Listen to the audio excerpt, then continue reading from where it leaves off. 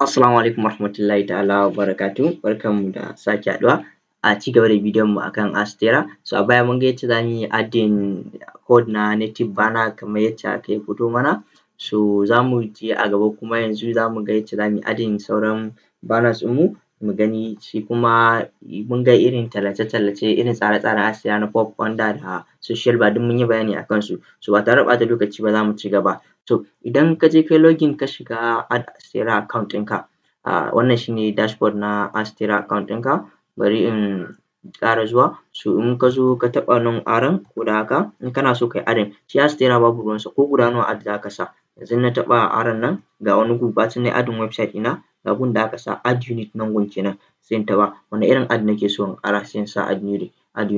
So idan na sa add unit kun ga dama already akan website ɗin nake, dama na saka native banner, so yanzu za ku ga babu gun ya alamar dama ina da shi a ciki. Sai in zaɓi yanzu wanne nake so, pop under nake so, direct link nake so ko wane ne. To yanzu za mu yi amfani da, zan sa 320 by, bari in ga wanne zan saka,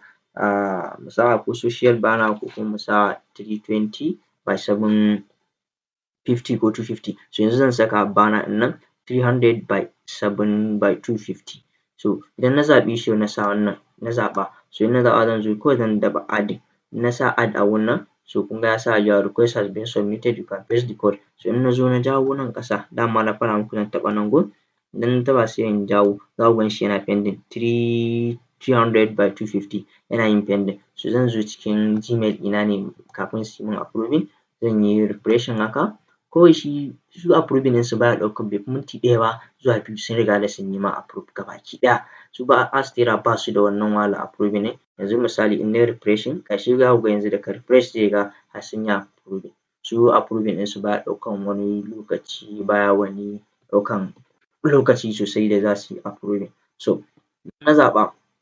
in na zo nan ƙasa sai in zo in taɓa in gani sun yi approving ko ba su yi ba. So kun ga ya yi approve, kun gan shi a sama, kun ga native banner ita ce wannan native banner ɗinmu. So ga kuma wannan banner ɗin, so sai in zo nan sai in taɓa ita ma get code. Idan na taɓa get code kawai sai in yi copying wannan code ɗin. Idan nayi copying ba ruwana da waye. So kun ga bambancin banner da kuma native banner. Native banner za ta baka zaɓi 4 by kaza, 2 by kaza, kamar nan gun kenan kun ga 3 by 1 ne na sa nan. Shi kuma banner mai 350 times 250 nan zai by 250 zai baka, ba ruwan shi da wannan tsarin. So idan na zo nayi copying code sai in dawo cikin dashboard ɗina na website ɗina wato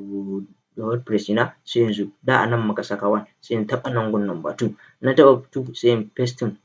shi wannan, sai in zanna paste haka. Idan nayi pasting, sai in zo a ina nake son ya zamana, ina son post ɗin ya zamana ya fito shi talla. A under post ne, kowane post, a home page ina son shi, a category page ina son shi, search page ma ya fito. So zan zaɓa ne in gani. So sannan sai kuma insertion. Bacin na zaɓa, kun ga yanzu misali wannan shi ne home page, wannan how to ne, category page ne, kun ga zai iya zuwa a kowane page, zai iya zuwa a cikin post ɗin. To shi ne amfanin saita wannan abun a kowane post, a home page da waye sai ya zo. Sannan kuma sai in zaɓa, ga wani gu da aka sa insertion, a ina nake son ya zo min, sai in zaɓa every paragraph nake so shi wannan. Misali akwai before content, before paragraph, after paragraph. So sai in zaɓa a ina nake son shi after paragraph. Kun ga yanzu a cikin nan posting ɗina da nake a website ɗina misali, kun ga wannan ai paragraph ne,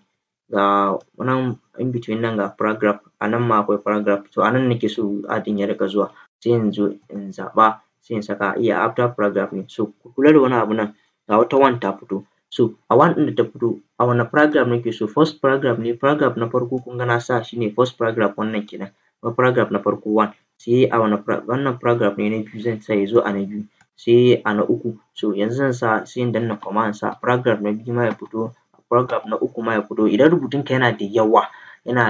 kamar misali muka dawo wannan website ɗin, kun ga ai rubututtukansa yana da yawa a cikin website ɗin. So kun ga ya sa ya fito a paragraph na farko, ya fito a paragraph na biyu, a na uku. So ni ma zan zo in sa a paragraph na farko, a na biyu, a na uku, a na huɗu. So idan na taɓa shi, alignment zan sa shi sai ya samu ya zo min a center nake son su, center of the paragraph sai ya zo. To da na yi save settings haka, ina yin save settings za ku ga direct ya tafi kenan. Haka zan saka shi idan na zo na riga da za ku ga setting save. To da na zo na yi buɗe website ɗin misali yanzu bari in ɗan kashe wannan tabs ɗin. So misali yanzu in na zo na sa visit website, na shiga website ɗin, za ku gani direct zai hau. Su Adsterra ba su da wannan ɓata su lokacin, kawai kana yi za ka riƙa gani. Yanzu ga shi na zaɓa, yanzu in na shiga wannan posting ɗin,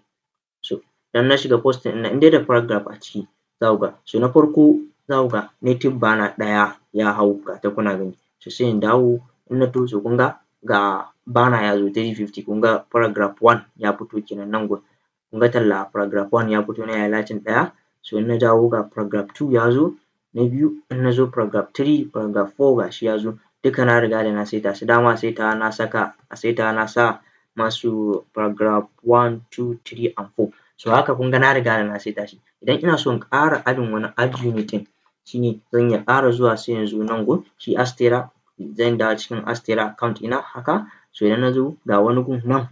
wannan inda website ɗin naka yake, ai ba adding website dama za ka ƙara yi ba, inda website ɗin naka yake sai ka duba, yanzu misali, so in na zo nan zan taɓa nan gun, in na taɓa sai in dawo ga add unit, ba adding wani website ɗin za mu yi ba, nan gun ga kawai inda website ɗinka yake, idan kana da website kamar guda 5 duk za ka iya adding ɗin su a nan gun duka babu damuwa, so amma tunda mu guda ɗaya ne muke da shi, ga shi sai mu ƙara zuwa add unit, wa'innan banner native banner su ne unit ɗinmu, so zan iya adding wani unit, in na sa add unit sai in zaɓi shi kuma wanne irin add nake so ya zo min ne, zan iya zaɓen social bar, zan iya zaɓen wani, so yanzu bari mu yi amfani da social bar, shi ne wanda na gaya muku, in na taɓa nan social bar idan na yi adding sai in zo nan sai in sa add, idan na taɓa add shi ma sai mu ba shi lokaci sai mu gani yacce zai yi, yanzu bari sai in taɓa, so zan jira, in na zo nan na taɓa nan gun, idan na taɓa so za ku gani kun ga social bar yana pending, so dama na gaya muku ɗan mintuna suke ɗauka, kun ga wannan duka suna gaya min add ɗina ya yi, duk add ɗin da suka yi ma approving za ku ga yana suna turo maka Gmail, so yanzu in na yi refresh ta site ɗin nan, minti ɗayan da za mu ba shi ya je ya yi kafin su yi approving, so by now na san sun yi approving, in na zo na taɓa arrow ɗin nan da kuke gani, in na taɓa sai in dawo nan, so kun ga sun yi social bar, sun ba ni social bar na yi ya zama active, shi ma sai in zo in saka get code haka, idan na taɓa code kawai zan yi copying code ɗin ne, ina copying sai in dawo cikin wannan ɗina settings, add settings ɗina wanda add inserter ta ko dashboard ɗina na cikin website ɗina, in na zo nan sai in taɓa nan gun number 3 haka, sai in taɓa, so dama kun ga na saita 1, 2 and yanzu ga na 3 nan, so za ka iya sassaita su har ko nawa ne kake so za ka sa, da na zo sai in danna control B ko kuma in yi pasting haka, idan na taɓa na je na yi pasting zai ba ni a ina nake son irin social bar ɗina ya kasance ne, a every page ne ko yaya ne, so kawai sai in taɓa shi, yanzu misali post ya zo min a one page, duk inda mutum ya shiga site ɗina ya zo min a category, static page, ya zo min a search page, ya zo a tags and archive page, so in na taɓa kawai in dai na taɓa shi ba ni da damuwa, kawai sai in saka shi, alignment ɗin duka kar ka taɓa komai,